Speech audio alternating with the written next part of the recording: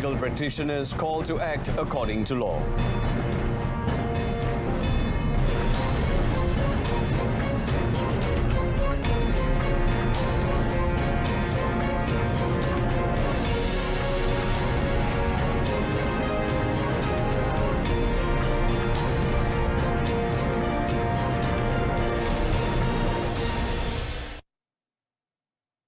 Welcome to Updates at Noon. I'm Brendan Lepore. The Malaysian Bar and legal practitioners should act according to the law, including when providing explanation and enlightenment of the law to the community. In making the call, Minister in the Prime Minister's Department of Parliament and Law, Datuk Sri Taqiyuddin Hassan, said it is disappointing that when the government's machinery, including its finances, are focused on efforts to combat COVID-19, there are some who try to interpret the law to their whims and fancies, aimed at gaining popularity. In a released statement, the minister said, as a professional body, he had confidence that the Malaysian Bar would uphold the principles of fairness and the rule of law and continue to fight against attempts to distort the law, especially during this critical time.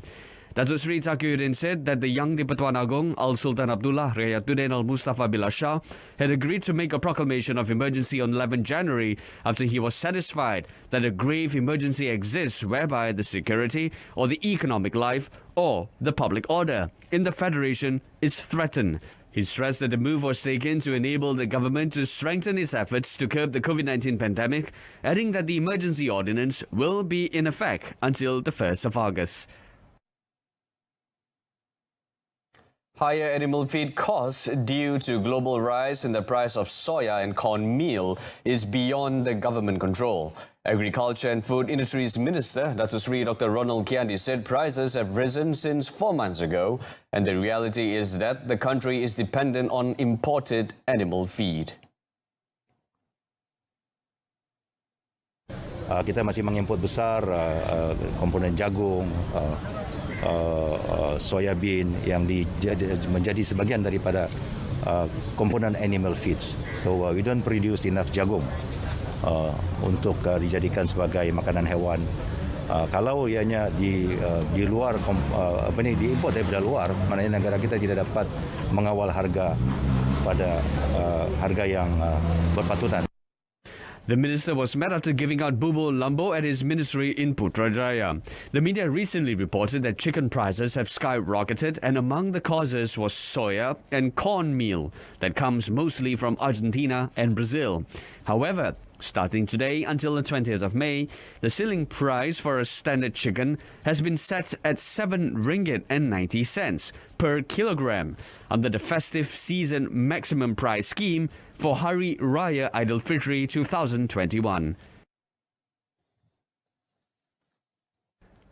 Meanwhile, on the failure of the National Farmers Organisation to provide certified rice seeds to Kedah farmers, the minister said that it was not due to an insufficiency of seeds, but a shortage of the variety they want. He said efforts are underway to provide a different variety and that the issue won't disrupt planting season. Kita perlu maklum bahawa nafas ini merupakan pelaksanaan tugas dan tanggungjawab yang pertama bagi nafas. Tetapi begitu musim penanaman di Selangor dan Perak, kita melihat masalah yang begini dapat diatasi dan ditangani oleh nafas dengan baik. Dan saya yakin di nafas juga sedang mengambil langkah-langkah yang perlu untuk meleraikan isu penghantaran benih.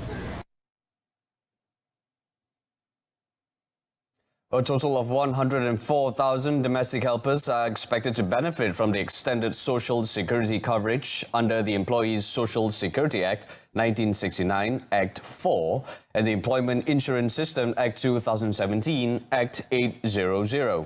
Human Resources Minister Datuk Sri M. Saravanan said they comprise 15,000 Malaysians and permanent residents, as well as 89,400 foreigners. The expansion of coverage is expected to be implemented on the 1st of June.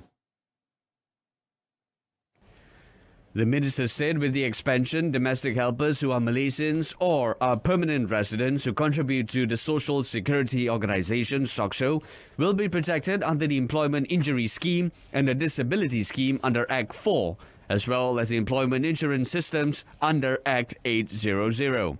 For foreign domestic workers, he said they will be protected under Act 4 of the Employment Injury Scheme. Maka dengan memperluaskan akta ini, kita dapat bantu golongan yang penting.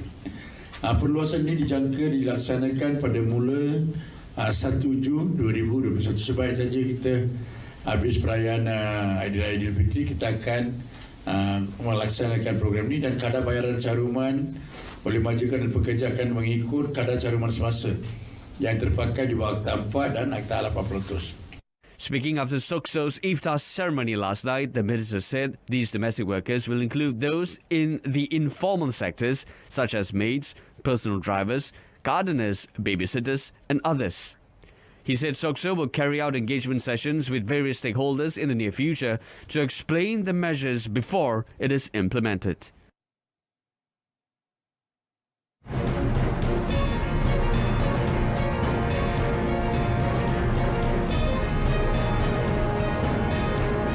Still to come, popular singer Nash suffers injuries from car accident. Stay tuned.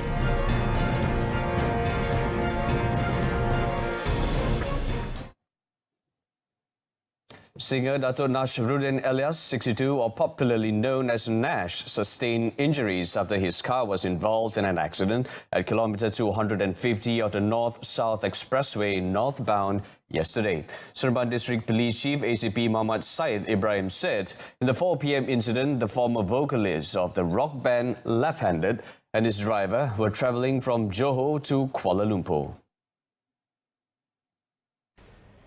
Initial investigation showed the vehicle had hit a puddle of water before it spun out of control and crashed onto the retention wall on the left side of the expressway. It said due to the crash, the singer sustained wounds on the face and experienced chest pain, while his driver, aged 33, only had minor cuts. The case is being investigated under Road Traffic Rule 10 LN 166/59 and investigations are ongoing. Meanwhile, Dato' Nash's son, Shame Nasha Jamaluddin, said his father is now in stable condition and he is still at the Seremban Hospital at the moment.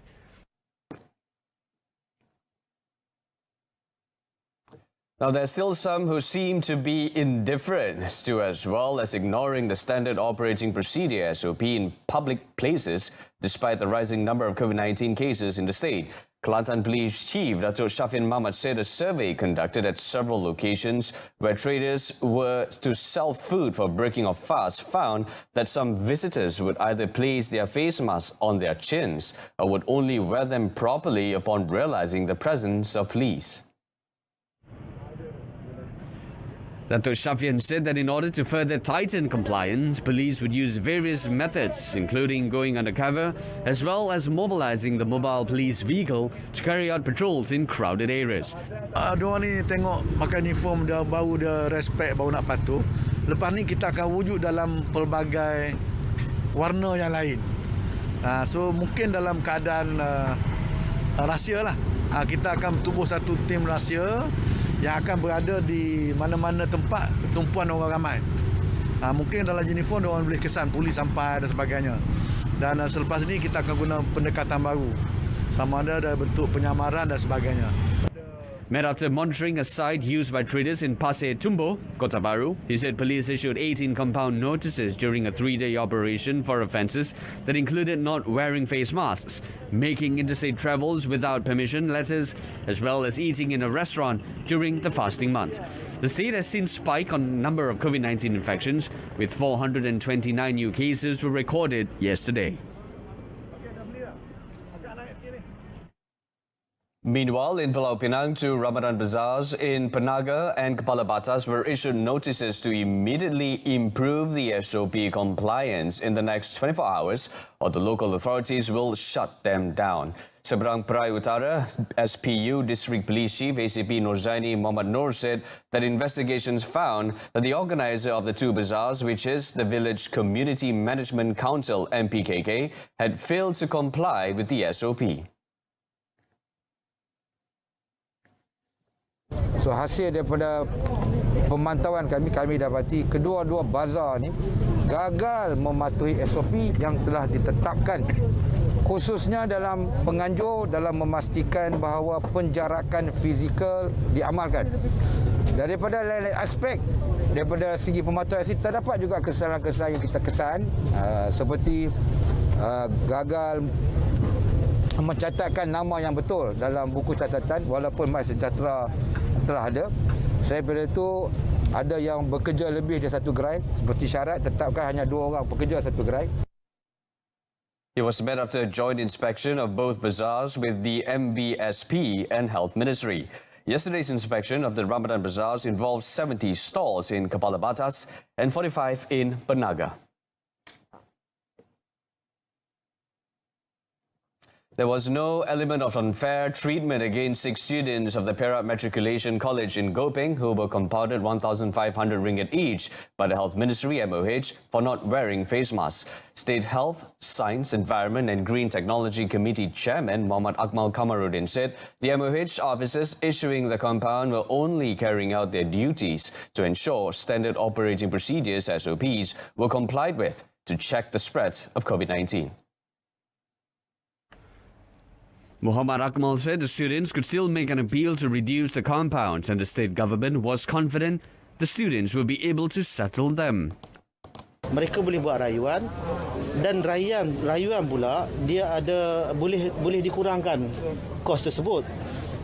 Jadi jangan risaulah perkara tersebut.